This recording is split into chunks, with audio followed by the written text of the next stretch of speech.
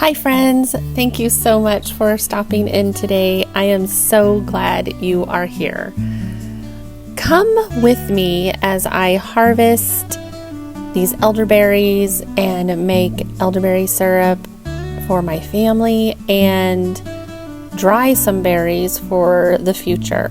And while we do that, I am going to tell you about the time that I wrote a letter to Dr. Laura and she read it on the radio live.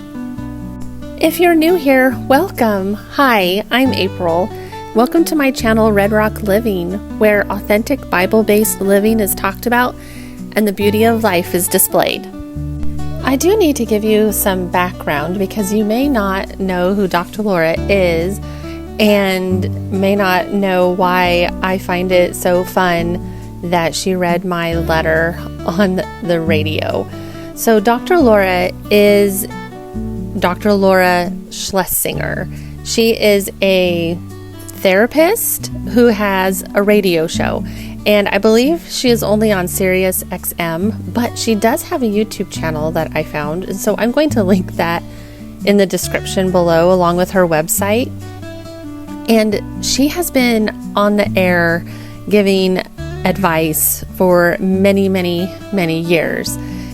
Her show consisted of callers calling in and asking for advice, and then she would hear their need and their story, and she would give them very honest advice. And she would have a time in her show where she would read a letter from a listener.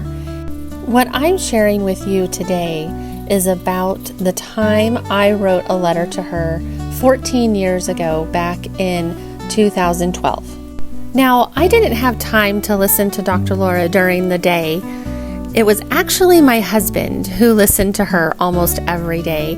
He was working in a bank in the back office, and while he would work, he would turn on Rush Limbaugh. And then once Rush was over, Dr. Laura came on after that, so he just continued to listen. And over the years, he started really paying more attention to what Dr. Laura was saying about the importance of a parent being home raising their children and the value of a wife and mother being home managing the household. So when he began listening to Dr. Laura, that was many years before we even had children.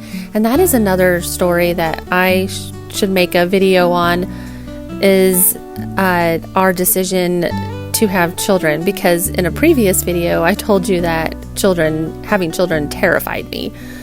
All right, I'm getting to my letter.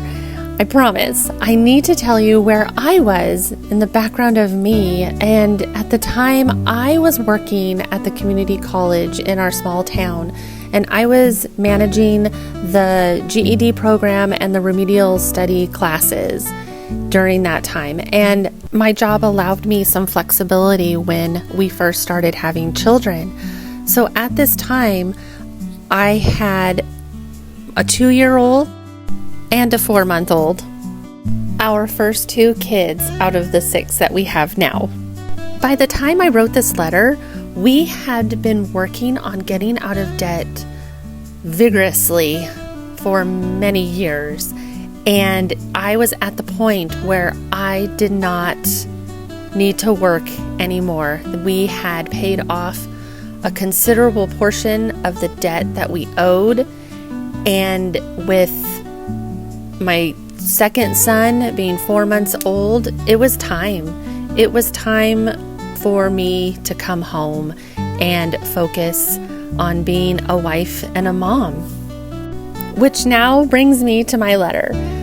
When I wrote it, I envisioned, if Dr. Laura would choose to read it, I envisioned my husband being at work, and all of a sudden he would pay attention to this letter and he would hear who wrote it and know exactly what I did.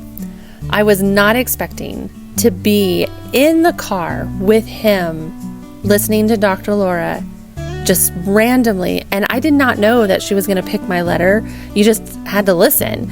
And I did not know that at that time, sitting with him in the car, that she was going to read my letter. And so I got to be there with him while he heard Dr. Laura read my letter on the air live.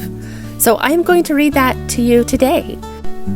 Dr. Laura read this on May 18th, 2012, entitled, Gooey Kisses and Gummy Smiles.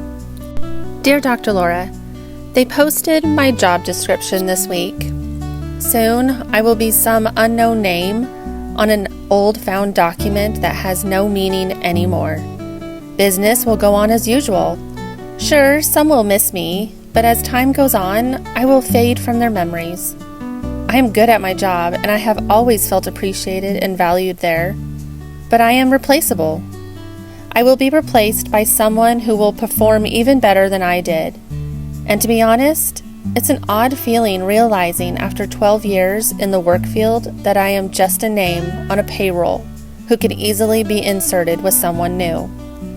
However, there is one job where I am not replaceable, one job where I will always be remembered.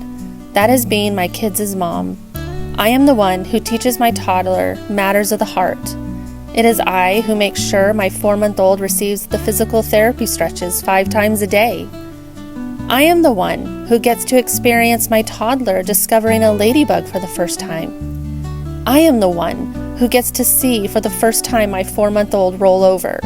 Not a relative, not a child care provider, not a stranger at a daycare, but me.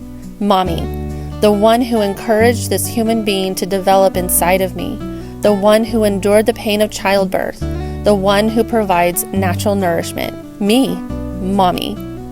I am very blessed to have chosen a man who will slay the dragons day and night for his family, a man who truly understands how important it is to have their mother nurture and love his children.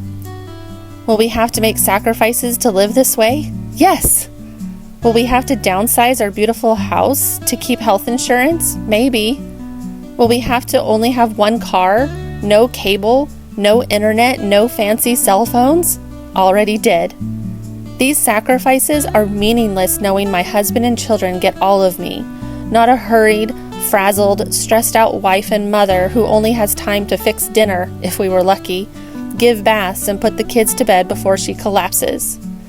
We're taking the leap of faith, Dr. Laura, the leap to one income, because we know without a doubt it is the right thing to do. Thank you from the bottom of my heart for being an advocate for stay-at-home moms. I am so grateful my husband got me reading your books and listening to you on the radio. So even though I am going through the weird emotions of quitting my career, I couldn't be happier. I am trading in accolations and luncheons for gooey kisses and gummy smiles at home. Thank you for being a part of my life. Sincerely, April. This letter was very emotional for us because we had been changed. The Lord had changed our hearts about being parents and having children and what our roles were. Now, it is not lost on me that the Bible clearly gives you guidance and wisdom on raising children and how to be a wife and how to be a husband and those roles. However, when we were raised, just our experiences, even though we were raised in the church, our experience was not having stay-at-home parents, and our parents' situations were very different. And in a previous video, I talk about things that I wish I had done sooner. I wish I had studied the Bible about children and being a wife and a mom sooner. Yet that is our story. Thank you so much, friends, for coming by today. I hope you leave encouraged, inspired, and know that whatever path God has you going down, that He will make a way. I invite you to subscribe and come back sometime.